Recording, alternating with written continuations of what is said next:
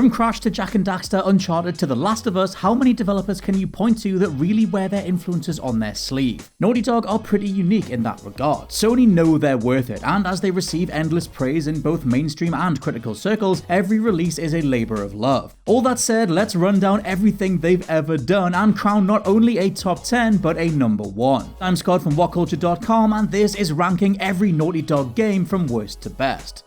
Number 18, Way of the Warrior. Yes, the Naughty Dog of yesteryear was a drastically different company, though the less said about their old logo of a woman you could make go topless with a cheat code, the better. Way of the Warrior then was actually the studio's 6th game, the 3rd under the Naughty Dog title, having been called Jam Software before. Here they were clearly trying to get in on the Mortal Kombat zeitgeist of the early 90s. More indicative of that time period than a pair of board shorts, Way of the Warrior chugged along with a new metal soundtrack from White Zombie, whilst angular scratchy fonts were everywhere and characters killed each other before yelling no sequel for you. It was playable enough and a good laugh with a couch full of friends, but this is Naughty Dog we're talking about, and Way of the Warrior is easily their least inspired release. Number 17, KEEF the Thief, a boy and his lockpick. 1989 saw the very first game from Naughty Dog under their new name, a supremely cool point-and-click RPG where the titular KEEF was tasked with exploration and combat through a nicely handled first-person interface. Penned and designed by Naughty Dog founders Andrew Gavin and Jason Rubin, KEEF was surprisingly immersive, having a stellar color palette, solid array of memorable characters, and a nicely witty script. All these things would later be perfected and championed by the likes of LucasArts' stellar Secret of Monkey Island in 1990, but KEEF was an altogether deeper beast anyway. There were traps to disarm amidst labyrinthine mazes, spells to craft, enemies to slay, and dialogue exchanges to be had with the royals. It's outdated as hell now, and the game's ending text includes your child finding a powered-up guitar and forming a metal band named Axe, but for its time, KEEF presented a number of cool, varied gameplay mechanics to get lost in. Number 16, Rings of Power.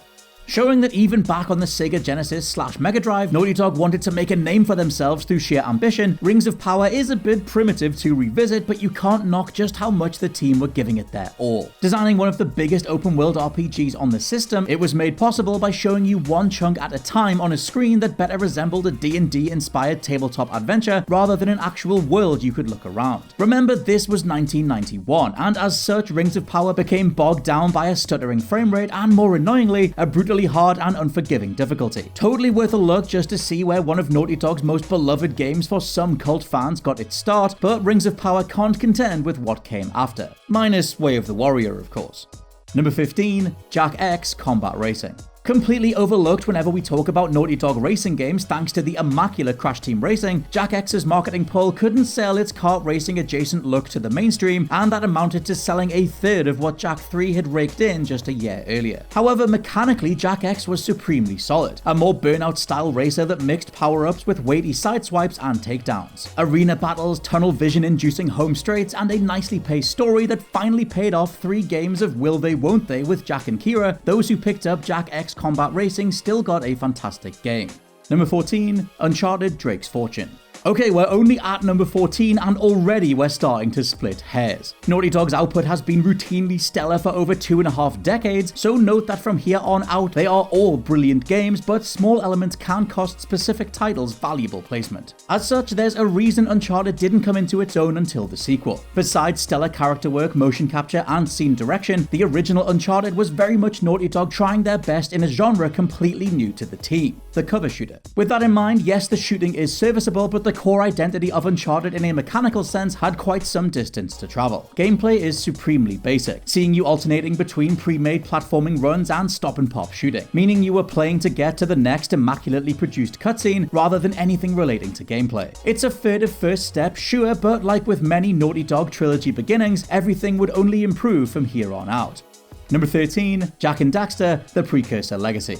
At the turn of the PS2 generation, Naughty Dog found themselves keeping their heads down and focusing on what was definitely their forte. Nobody outside of Nintendo was doing 3D platformers quite so proficiently, but where could the genre go after Crash 3? Turns out anywhere came the reply, as Naughty Dog built Jak and Daxter with what was essentially an open-world design ethos at its core. Mission givers were peppered across a stunning landscape. You were free to come and go between a number of different environments to mop up any remaining collectibles. Across the board, both Jak and Daxter's animations and the latter's voice work was simply lovable. Come the close of the story, you'd been on an epic Zelda-like tale of an unassuming villager saving the land, but with an overall mark of quality that, while still worlds away from Jak 2 and 3, gives Jak and Daxter a purity that still encourages a playthrough today. Number 12, Jak 3. A slightly divisive entry in an otherwise flawless trilogy, Jak 3 only gets knocked down thanks to not having the focus of the first or second installments. Aspects like having Jak birth a light eco state to match his dark one from Jak 2, or the retread of unlocking the same weapons all over again wasn't the best. However, the main issue came from forcing the majority of travel by car, rather than expanding the flying vehicles from Jak 2. This felt like a step backwards or at least sideways, especially when handling was prone to flipping you out mid-race, kicking you back to the start to try all over again. Still, we had more of that stellar Naughty Dog production, mixing tight platforming gauntlets with punchy gunplay, smooth cutscenes, and car combat that, when it worked, was awesome. Number 11, Uncharted: The Lost Legacy. Confidently making strides into showing how the franchise can exist without Nathan Drake, Lost Legacy rolls together all its past installments' gameplay innovations and has hands down one of the finest action set pieces Naughty Dog have ever devised. Uncharted 2's train sequence or Uncharted 4's Jeep chase. Well, why not combine them to create one of the most frenetic and coolest finales of all time? Leaping from carriage to car, weapon turret to train rooftop is insane to be in the middle of, and that's after you've spent a whole game as Chloe with Nadine, having the best dynamic between two characters since Drake and Sully in Uncharted 1. With Chloe the brainy history expert hiring the brawn of Nadine, the pair have a real thrown together quality that sees them grow as real people across the story. Villainous Sav is the only undercooked portion of the package, but overall what started as throwaway DLC turned into a full game, as Lost Legacy is a stellar continuation of Uncharted 4's production values, but with a more uplifting tone. Number 10, Uncharted 3, Drake's Deception. Coming off the immaculate Uncharted 2, Naughty Dog opted to flesh out Drake's past before continuing, adding weight to their relationship that transferred into notably high-stakes action levels, with the pair barely scraping through. The apex of where Uncharted as a franchise mentality could go, here Naughty Dog cemented themselves as some of the most talented coders in the business. A notable set piece featuring a ship slowly capsizing had revolutionary water physics, filling up various compartments and affecting objects in the environment as buoyancy was applied to everything in real time. Truly, if we're talking sheer coding prowess and a team of developers showing off what they can do, there are sequences here that have never been beaten. Number 9, Crash Bandicoot. The game that didn't pioneer a full 3D camera like Super Mario 64, but still released in 1996 and dropped jaws at how incredible it looked on PS1, the original Crash Bandicoot once again saw Naughty Dog's coding department being the best in the business. Remember, at the time, Crash and Naughty Dog were relative no-namers even to Sony, who were going ahead with Polygon Man as their console mascot. Once Polygon Man was, and I quote, taken out into the car park and quietly shot, as Sony's own Ken Kutaragi grew to hate the design, they were subsequently wowed by everything Naughty Dog was doing, and Crash was thrust into the limelight. Thankfully, Naughty Dog knew how to capitalize on all this potential, birthing one of the most iconic mascots in entertainment history, some of the most fun levels in Crash history, and various immortally lovable bosses like Neo Cortex and Ripperoo. Not to mention, the soundtrack is to this day one of the studio's most infectiously charming bodies of work ever. Number 8, Crash Bandicoot 3, Warped. I mentioned Naughty Dog trilogies evolving over time, and to many it's very hard picking between Crash 3 and 2, with the former being the easiest of the bunch, but that also meaning the platforming diehards couldn't get their fix. Still, ease of play is precisely why this game is so Moorish, so playable, so enjoyable to take in. Every subsequent level comes with a fresh mechanic, set of enemies, or incredible art style. The time-traveling Warped setup has Crash beaming off to everywhere from neon-lit futurescapes to ancient Aztec tombs, shining oceans to ride your jet ski over, and best of all, at least for me, sun-scorched highways where you'll fight other racers atop a motorbike. Crash 3 is emblematic of a confident studio firing on all cylinders, rolling together their time-tested signature platforming with a number of genre experiments that actually pay off. The icing on the cake is Crash's new abilities, ranging from a jump-extending super spin to a Wumpa fruit-firing bazooka, encouraging replayability to see which new paths you can discover second, third, or fourth time through. Number 7, CTR, Crash Team Racing.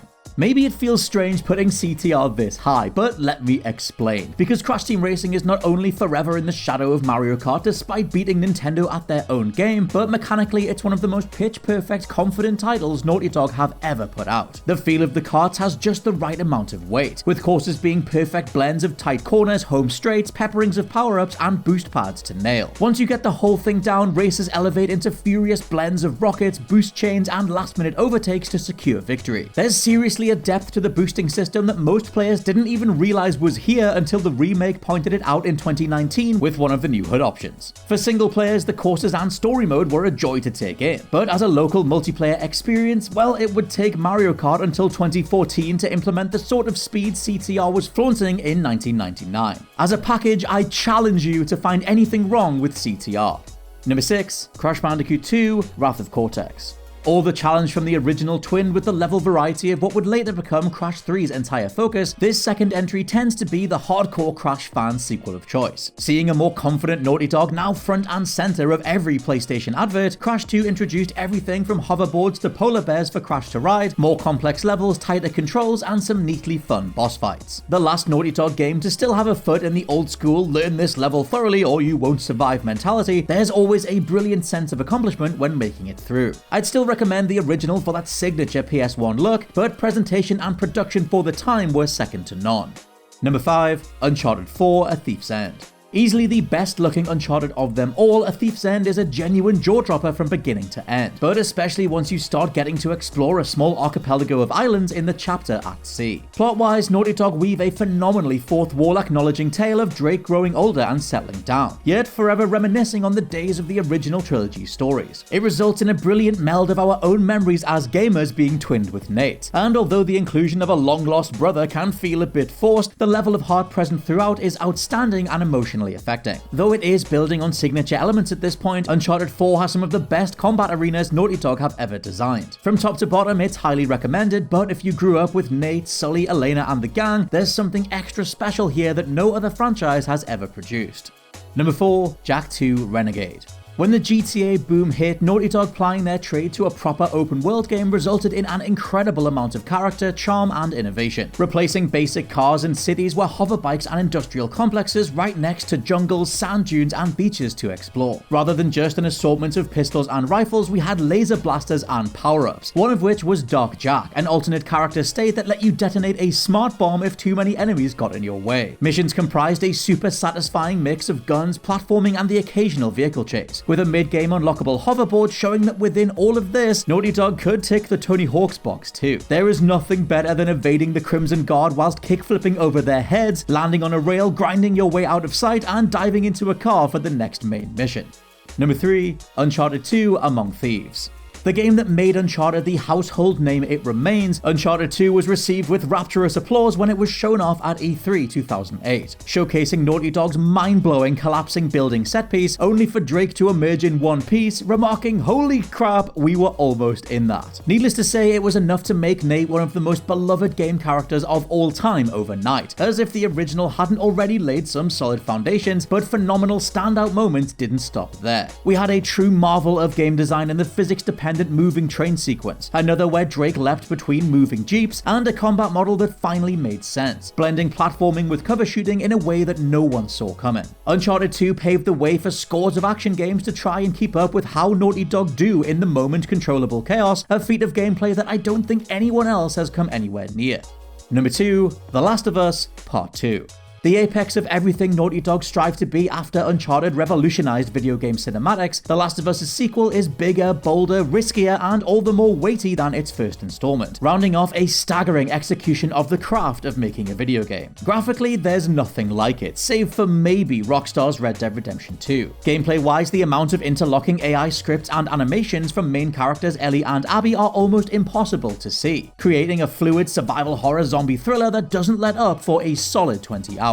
Yes, its story takes some insane swerves nobody saw coming, but the purpose of The Last of Us Part 2 is to round out the bottom half of the fiction, the world, its characters, and the tonality on display. If The Last of Us 1 asked us, why do we love? Part 2 dared to ask, why do we hate? And number 1, The Last of Us.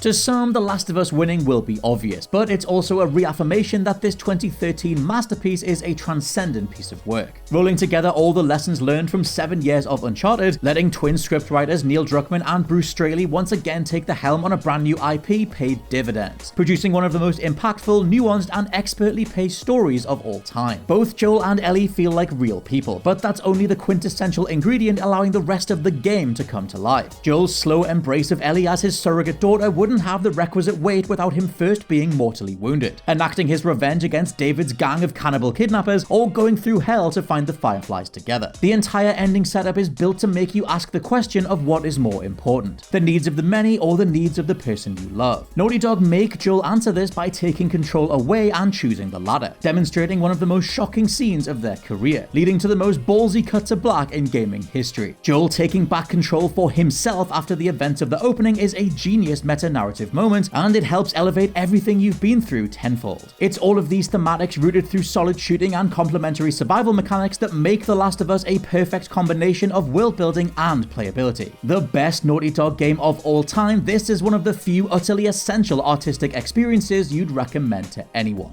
And there we go, that's my ranking, that is my top 10, and now I have to live with it. But what did you think? Let me know your own top 10 Naughty Dog ranks down below, and please check out the WhatCulture Gaming Podcast if you have the time. For now, I've been Scott from WhatCulture.com, and I'll catch you soon.